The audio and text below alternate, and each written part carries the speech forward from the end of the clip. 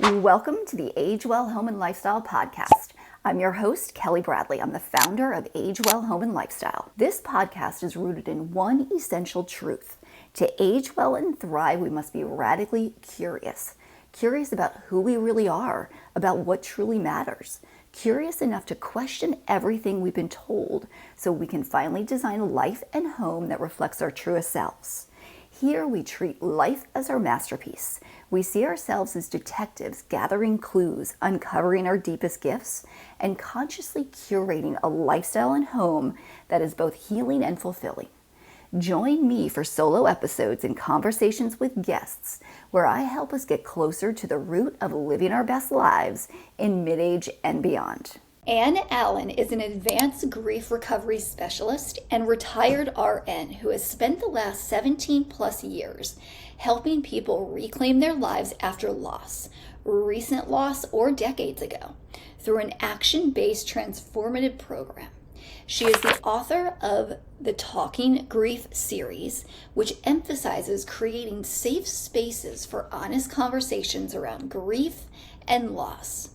Known for her engaging storytelling and relatable examples, Anne encourages active participation in all of her live presentations as she demonstrates the number one skill to give us courage with initiating and sustaining these conversations. She shares her home in Vancouver, Washington with Henry the Bunny. So welcome, Anne, and thank you for being here to talk about grief.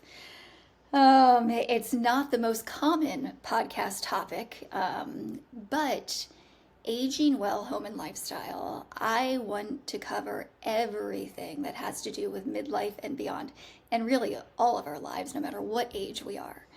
And grief and emotions is something, again, we don't talk about, but it's so important for us not only to give ourselves permission to feel and understand, but learn how to talk to other people about it.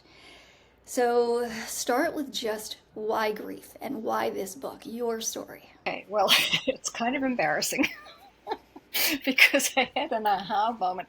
I've been doing this work for like over 17 years now, and I love what I do. It is life-changing. There are many different ways that people can approach their grief. I love what I do because it comes from the heart, and it not only helps people deal with their grief, but it gives them different life structure, which is wonderful. So my point of all of this is that I was watching people and listening to people, and even though the work that I do with them is communicating and talking about their grief, I realized when I kept hearing it over and over again, people don't know how to talk to them. I'm talking about my clients, that I was hearing that people didn't know how to talk to them, and they didn't know. It's like, well, I know that, but why did I not know that? So kind of embarrassing to admit, but that's when I got I think we need to have a book. So I did what every budding author, because I'd never written a book before, thank you, yeah, that's the one. I went on Amazon to see if there were any books talking about grief, right? And there's only like two or three, literally, when I wrote my book. And so I thought, okay, well, maybe I've got a niche here. Maybe this can be helpful to people. So when I thought, what do I need to say? How do I need to say it? And then it just flowed out very, very lovely and easily. And what I love about this book is not only the information in it, but that it's short. And you'll see all my highlights in her writing. And I do always recommend. I'm 49. It doesn't matter what age you are, but I like getting a physical book so I can highlight and write and go back to and fill out. And it's a workbook. And as I was sharing before, we're in the midst of an acute grief experience in that my son's 18-year-old friend passed away suddenly from an accident. And in our community, we're literally dealing with that, not only experience, but how to talk to each other, how to talk to the family. So if you could speak a little bit on whether it's specific advice, anything. Yes, thank you. I would love to. Thank you for that opportunity. So, first of all, I would like to know the young man's name who just died. Lucas. Lucas. I think it's very important that we use their name. First of all, it's respectful not only to the person who's died, but it's also respectful to the family and friends. And I like to use the word died versus pass away because, and I'll talk about this later perhaps if we get an opportunity, but I think we've taken grief and really made it very vanilla. And we really can't afford to do that in many ways. So, hello, Lucas. And one thing I love that you're talking about, um, it's it's in your community. This is affecting your community, and I want to just remind people that it wasn't so long ago that homes, personal private homes, had a front parlor because that's where you did your entertaining, right? You had your coffees and teas and things. But very importantly, that's where a lot of people would be laid out once they had passed away before they would go to the funeral home. Now, what we've done, we've bypassed a lot of that by they come and they take their bodies and they take them directly to the funeral home.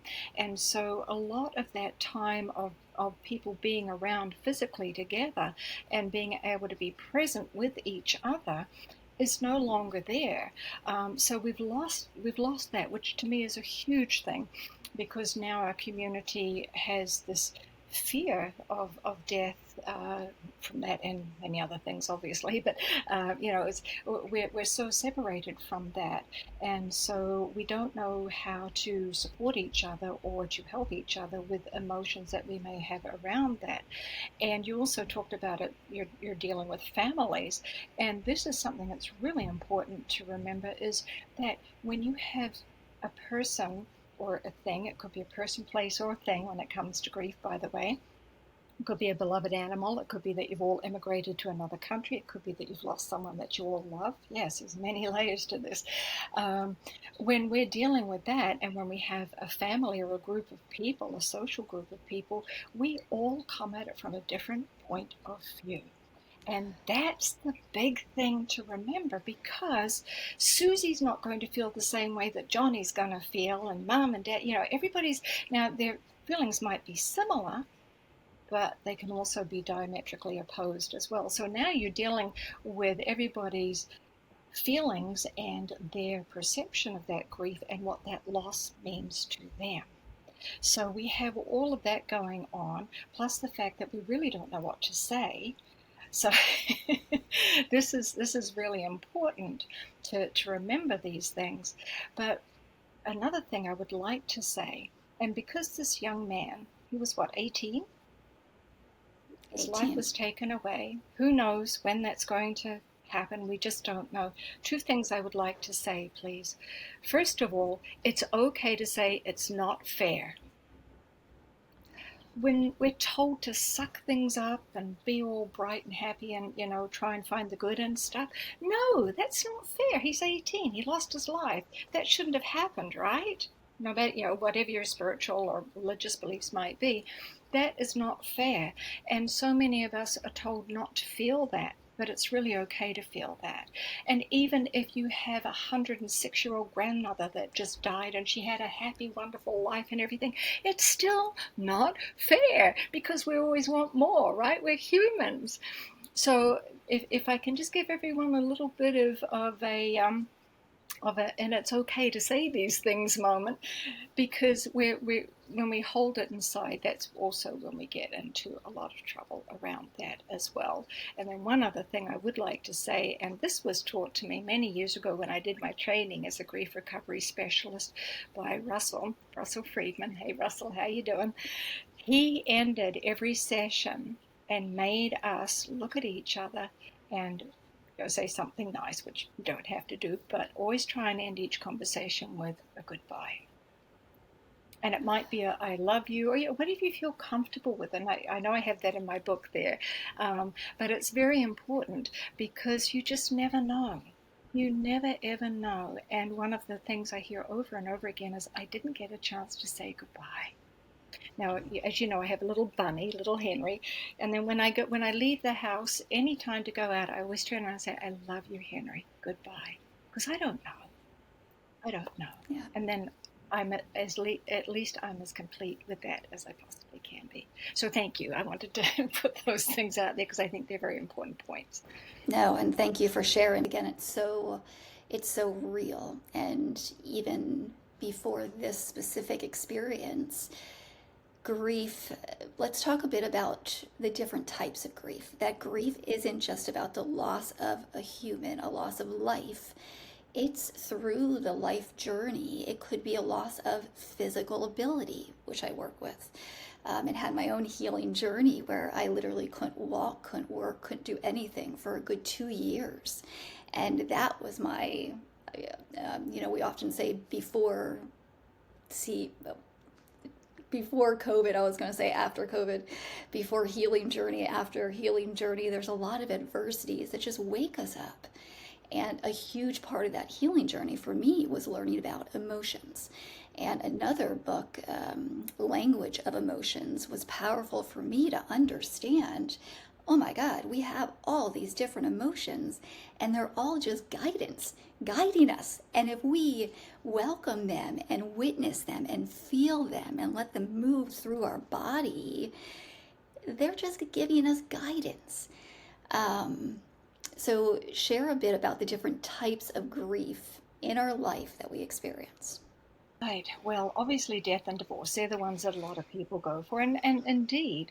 But what I want to do, before I share the types of grief, I want to give you a couple of different perspectives of what grief and loss really are. Please do. Because it's so easy for us to get caught up and to think, well, I know what, it's death, it's losing something. Yeah, it is. But if I can preface it in this way that might be helpful to people, if we think of loss as the change in or end of a familiar behavior or pattern related to a person, place, or thing that is, and here's the key word, significant to us, not to anybody else, but to us. And that's the hard part. We have a hard part honoring that in other people.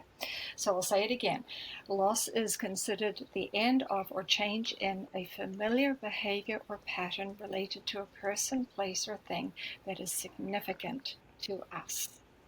Nobody else gets to comment on your grief. Nobody else gets to tell you if you're doing it right or not. Now, if we have that loss, and like I said, it's to a person, place, or thing, end of or change in a behavior pattern that's familiar to us and it's significant, we will grieve. So, what is our grief? Our grief is normal and natural, conflicting emotional reactions to that loss that is significant to us. That's it. That's really it. We could stop now and we'd be done because that's really what we have to get out of this, right? So, again, it's the normal and natural conflicting emotional feelings we have when we have had a loss that's significant to us. So, when we think about that, well, gosh, that can open up a whole different vista of what grief might be. So, if we think about getting married, we've changed our identity. We now have this change in our freedom, dare I say. Having a baby, same thing. Graduating from college, yes, it's fun, but oh my gosh, now it's supposed to be this big person. I've lost all my fun days at college. All of these conflicting things, right? Now, I've immigrated twice. I immigrated from New Zealand to Australia and Australia to the US. I didn't realize it at the time because I hadn't done my training and all of this yet, but I was grieving my culture. And I don't know if you're a Star Trek fan, but if you know anything about the Borg, I have been assimilated into the American culture. I don't, but I can imagine that Yeah.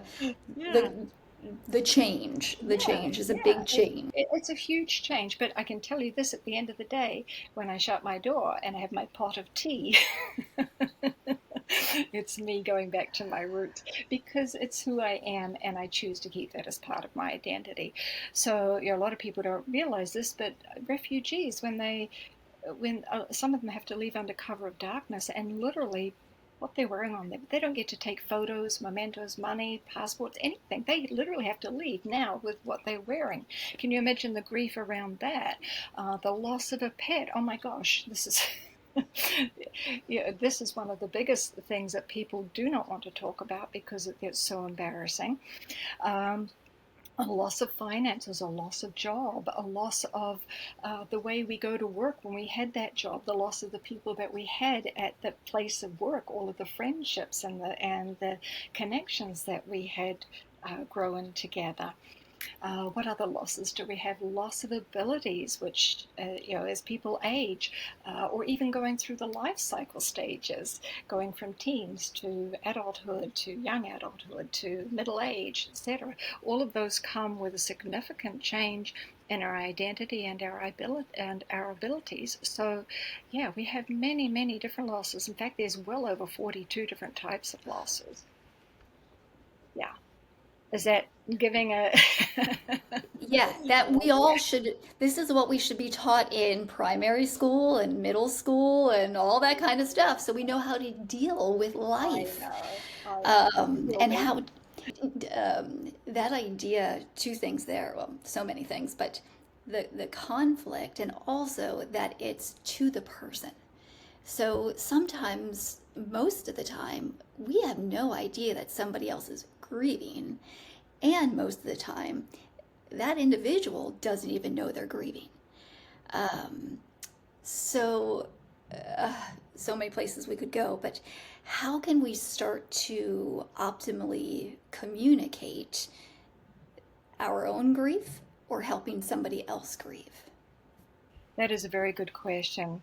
So, first of all, we have to respect each other. That's a given. And we kind of forget to do that because what's the most natural thing that happens? You heard of Lucas's tragic passing when he had this, unbelievable accident where he died. What's the first thing you want to do to his mom? What did you want to do? Just hug. Exactly. You want to hold her, help her. You want to take the pain away, right? Most natural thing in the world. Most of us come from that place of compassion. Absolutely nothing wrong with that. Nothing wrong with that whatsoever. But there comes a point where you realize, I can't take this pain away. Hmm, what do I do? Okay, what have I seen other people? What have I heard? So we go back on the myths of grief, be strong for others, time heals all wounds, keep busy, all of those things that while they may be helpful on some degree, maybe, but really not going to help us in the long term. So when we're dealing with new grief that comes up, we've got that I want to help, I want to help now, and it's not helping so much. And then we get to the point, and I can't sugarcoat this, I'm sorry, but I just have to say it because it's the absolute truth. Your grief becomes very inconvenient for me. And I'm sorry, I don't know what to do. I've tried everything. I've tried to take you out shopping. I've taken you to the bar to get you drunk, or, or I bought you another pet, or I've signed you up on a dating site. I've done all of these things. I've been there as we've gone through pints of ice cream, and obviously I'm being very glib, but the point is we do these things to try and take the pain away, right? To But try to fix it. Our natural inclination is let me help you, exactly. let me fix. Exactly. So if anybody's got a pen and paper, write this down. You cannot fix grief. You cannot fix it.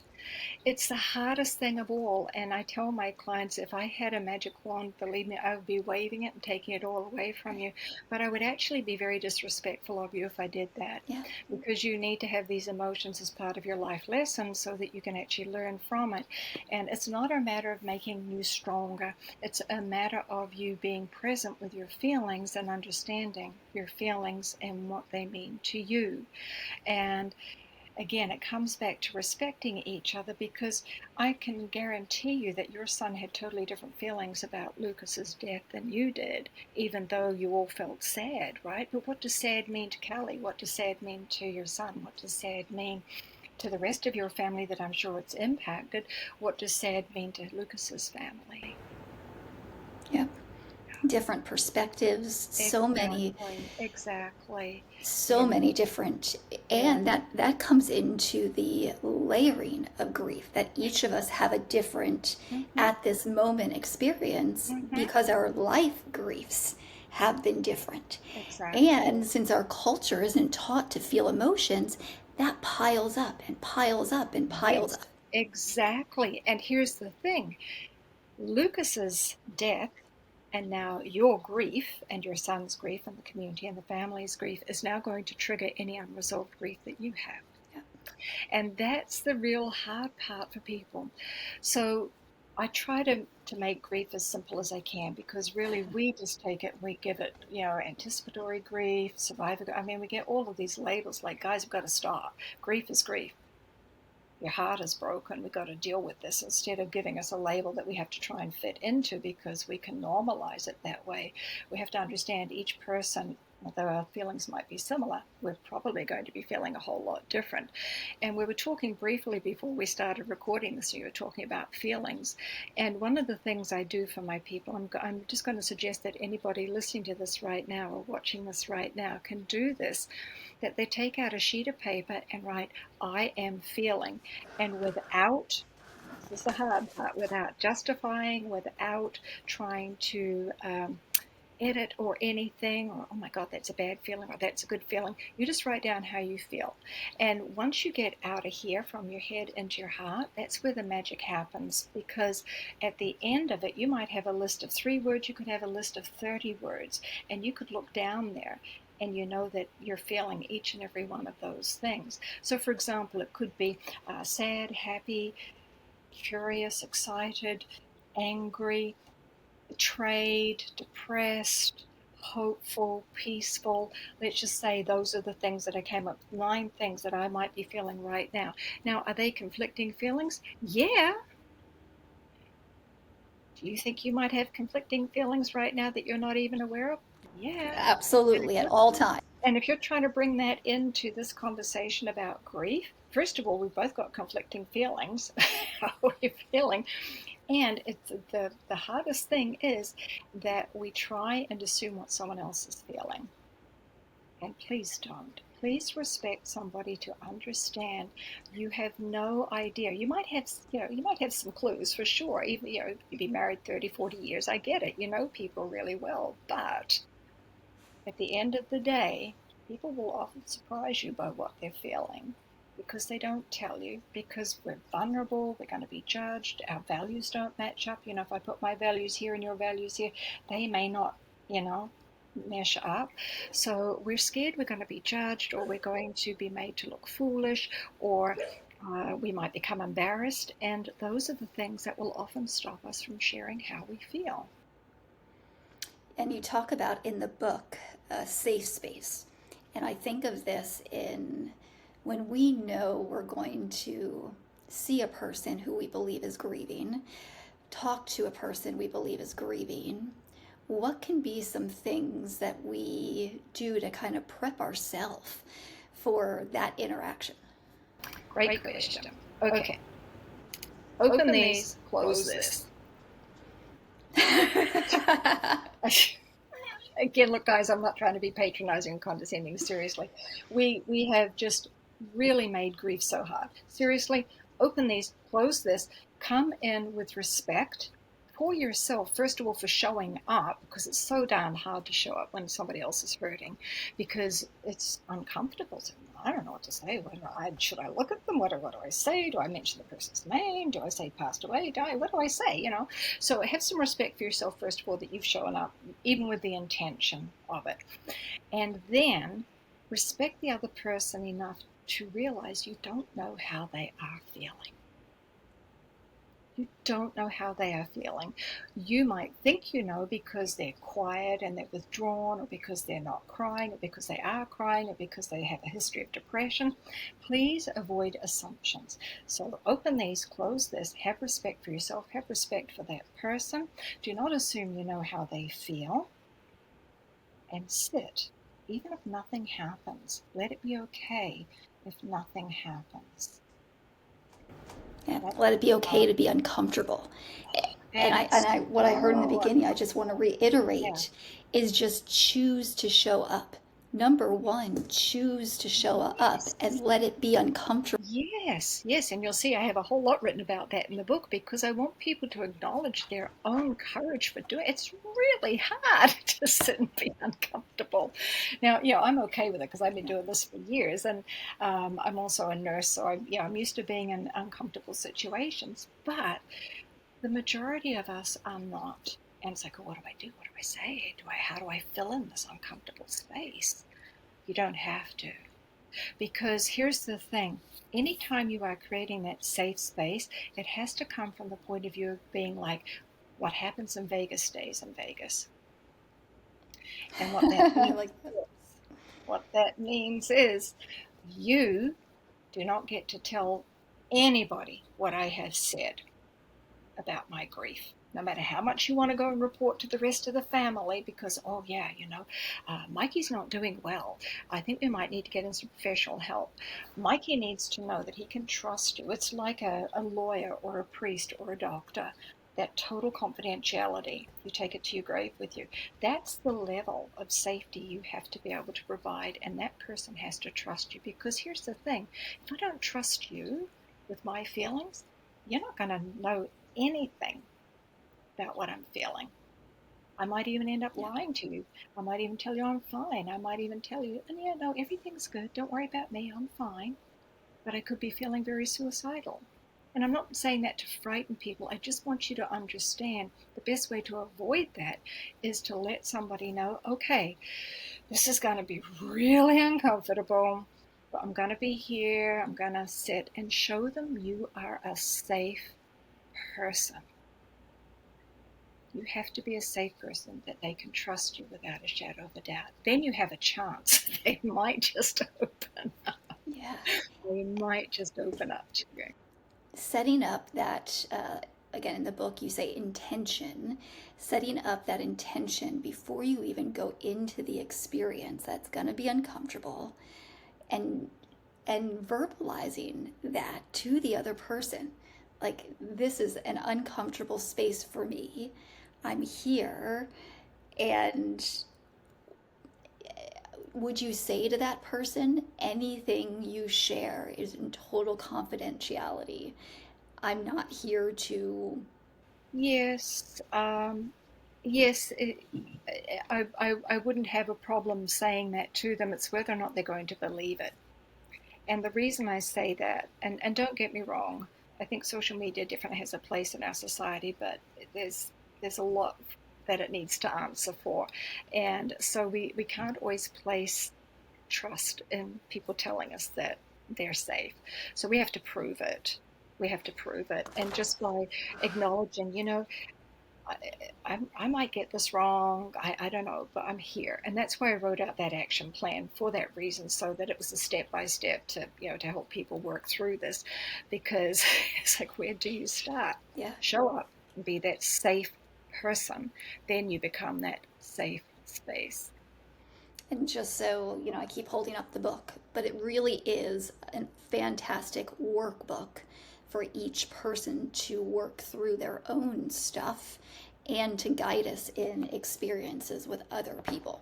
And again, it's a short, quick read that you can go back to over and over when those layers of grief happen again and again.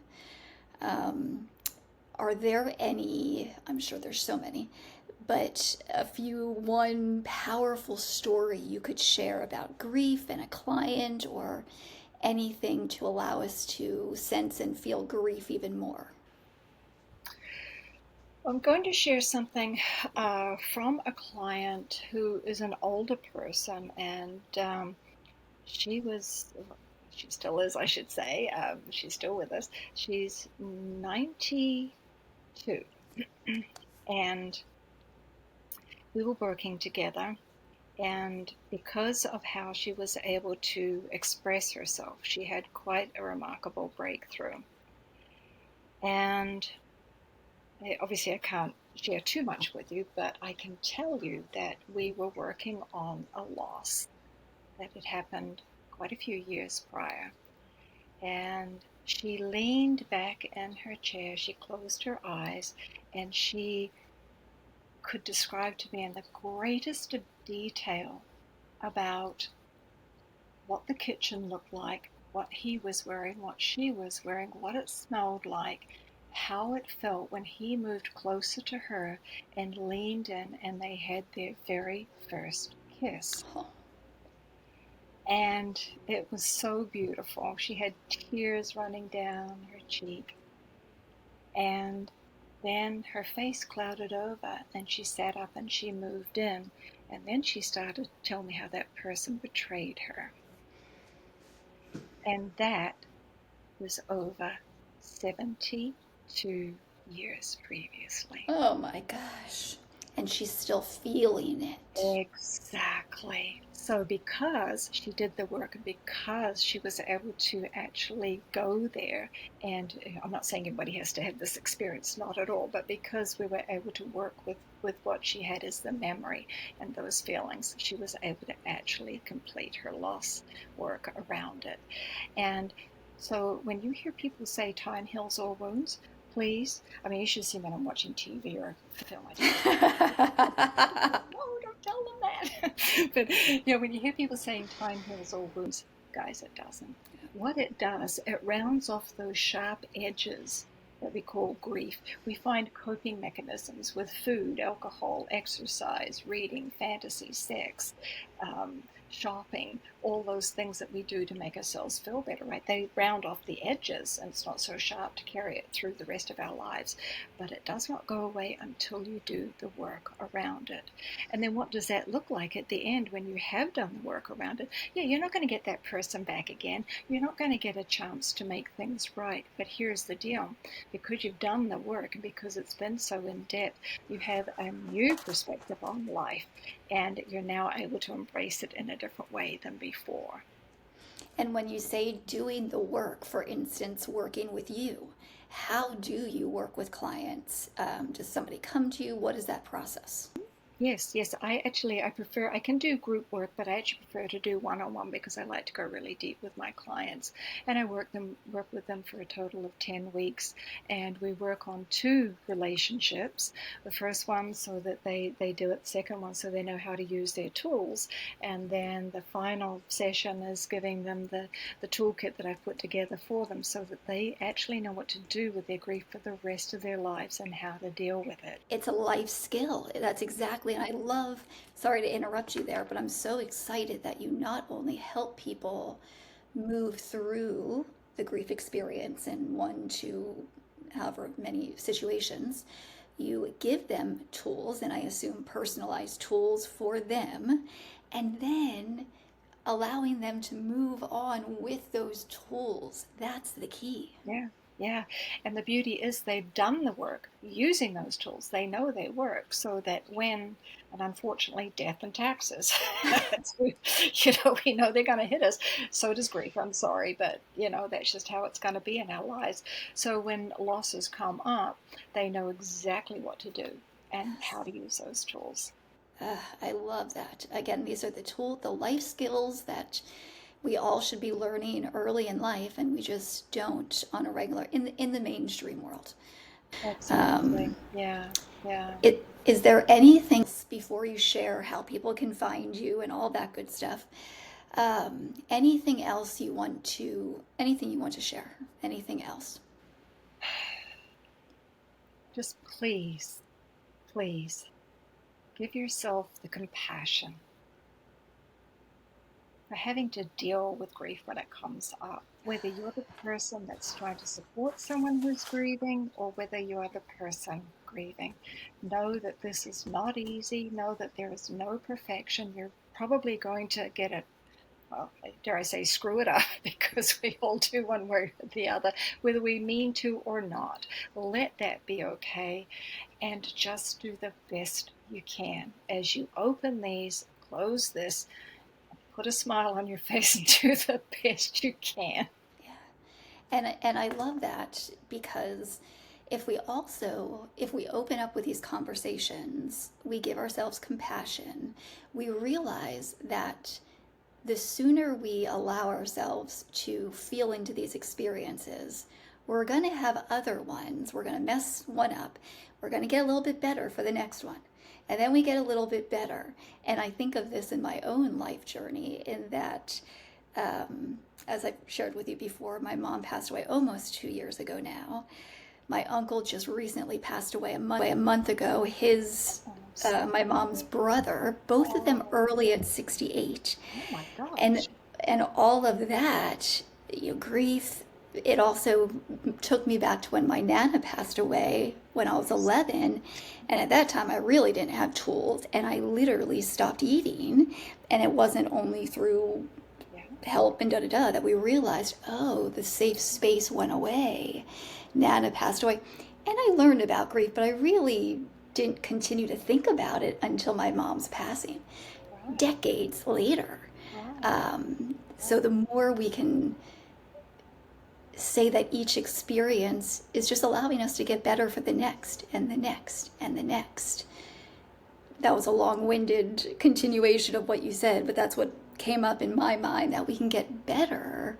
We don't want to just get better in work and the things that the mainstream world says we should get better in. Right. Are we getting better in feeling the emotions that we're meant to feel? Right. Right. And you bring up such good points. And may I ask what your uncle's name is?